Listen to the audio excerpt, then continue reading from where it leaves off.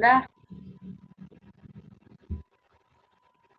Baik, bertemu lagi bersama kami dari kelompok 7. Pada kesempatan kali ini kami akan memaparkan materi diskusi dari kelompok kami untuk mata kuliah manajemen risiko yang diampu oleh Bu Eli. Pada kelompok ini ada beberapa teman saya. Yang pertama dari saya sendiri, Itulis Valentino. Yang kedua ada Filipus Tamandala. Yang ketiga ada Nur Aini Ramadhani. Yang keempat ada Pina Erlin, dan yang kelima ada Ronald Sianipar. Baik, yang pertama akan saya jelaskan. Next slide.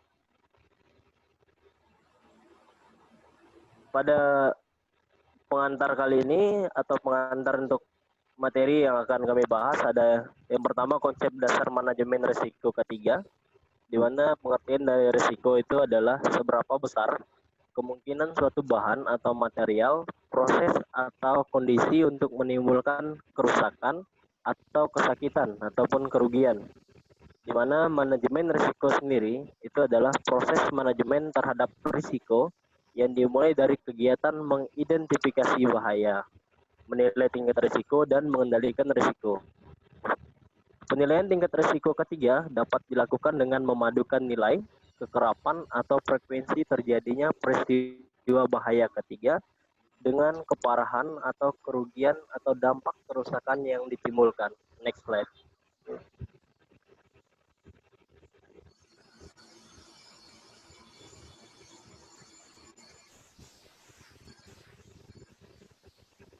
Next, Pina Erlin. Resiko dibagi menjadi dua kelompok. Yang pertama ada resiko kesehatan kerja.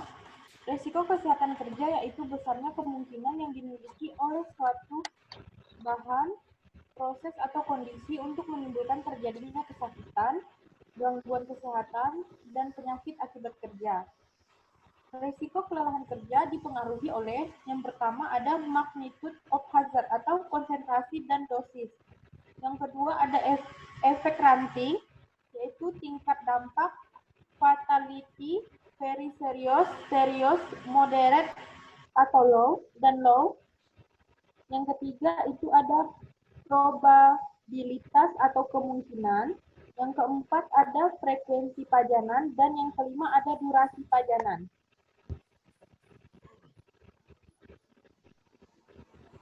Yang kedua itu ada risiko keselamatan kerja. Risiko keselamatan kerja yaitu besarnya kemungkinan yang dimiliki oleh suatu bahan, proses atau kondisi untuk menimbulkan terjadinya insiden, injury, terhentinya proses dan kerusakan alat. Risiko keselamatan kerja dipengaruhi oleh 3 faktor. Yang pertama ada probabilitas atau kemungkinan. Yang kedua ada konsekuensi, dampak, fatality, very high, moderate, dan low. Yang ketiga itu ada exposure.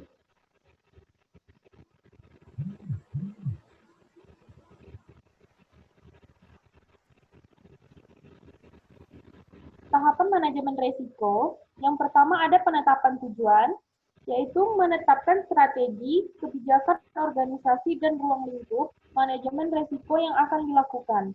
Yang kedua, ada identifikasi bahaya, mengidentifikasi apa, mengapa, dan bagaimana faktor-faktor yang mempengaruhi terjadinya risiko untuk analisis lebih lanjut.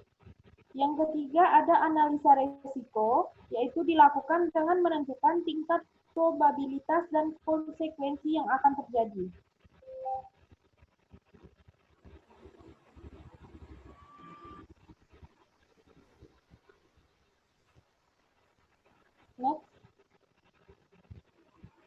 Next slide, Philip.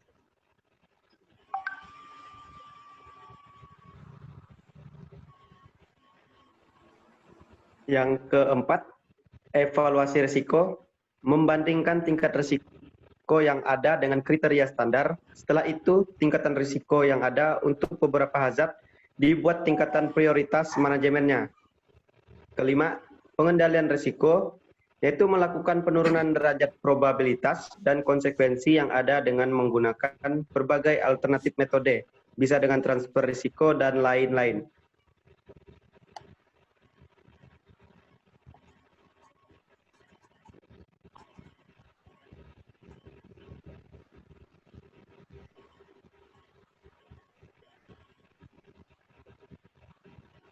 Urgensi dan manfaat penerapan manajemen ketiga.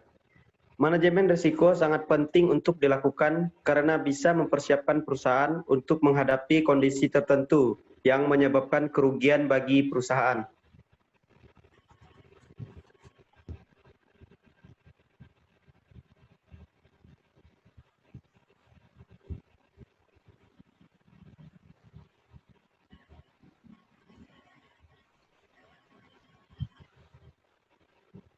Identifikasi dan analisis risiko ketiga.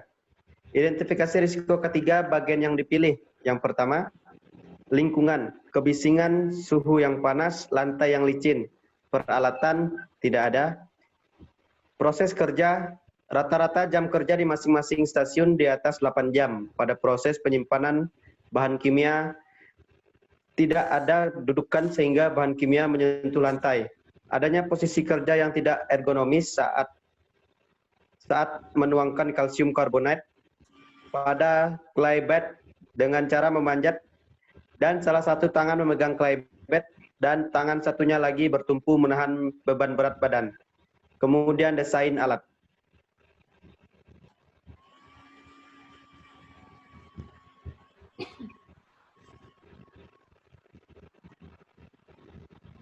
Next slide.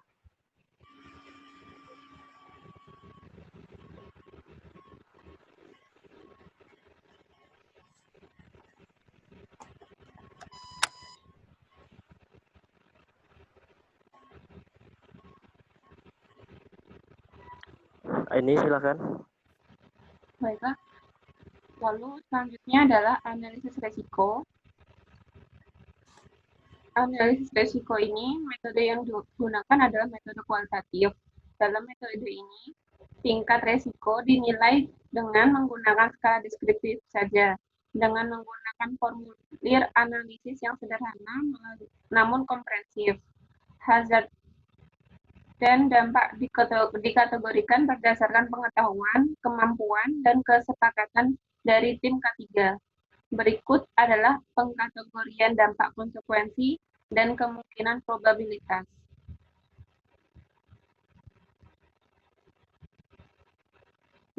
Hazard yang pertama, pekerja mengalami gangguan pendengaran pada stasiun NAT and kernel.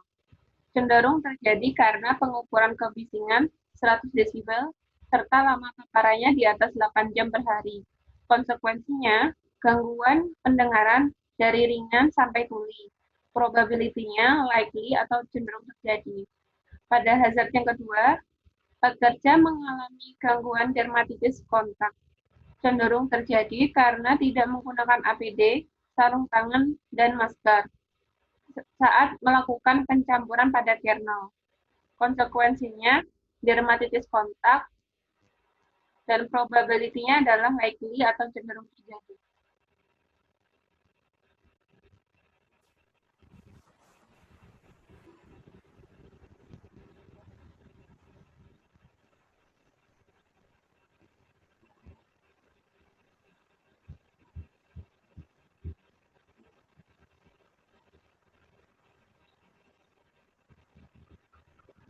Next slide.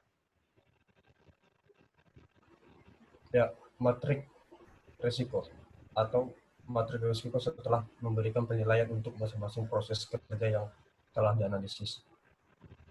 Analisis pertama yaitu risiko, kemudian analisis risiko dan tingkat risiko sendiri. Yang risiko yang pertama yaitu gangguan pada pendengaran.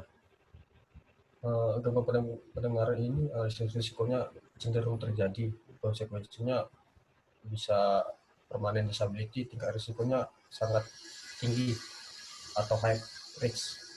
Kemudian risiko yang kedua yaitu dermatitis kontak. Analisis risiko itu sering terjadi atau likely. Konsekuensinya losing work time atau kerja tinggi. Kemudian tingkat risikonya juga tinggi, high risk. Next slide.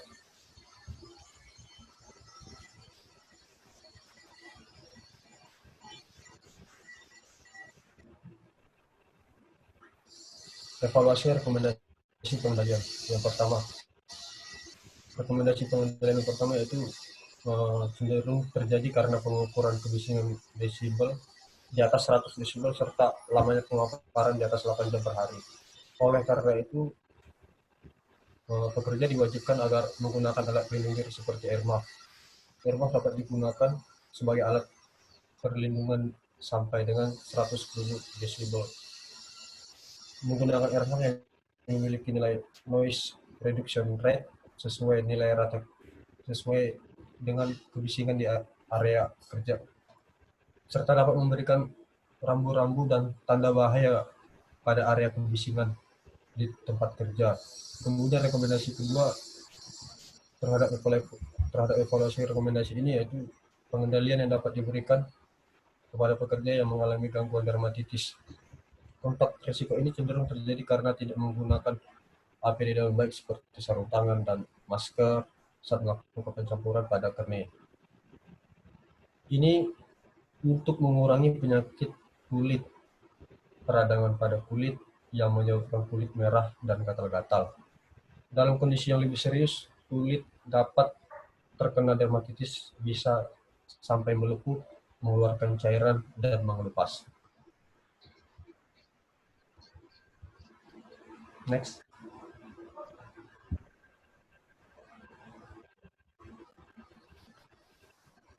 Baik, itu tadi pemaparan dari kelompok kami. Semoga apa yang kami sampaikan dapat bermanfaat dan kurang lebihnya mohon maaf dan sekian dari kami. Terima kasih.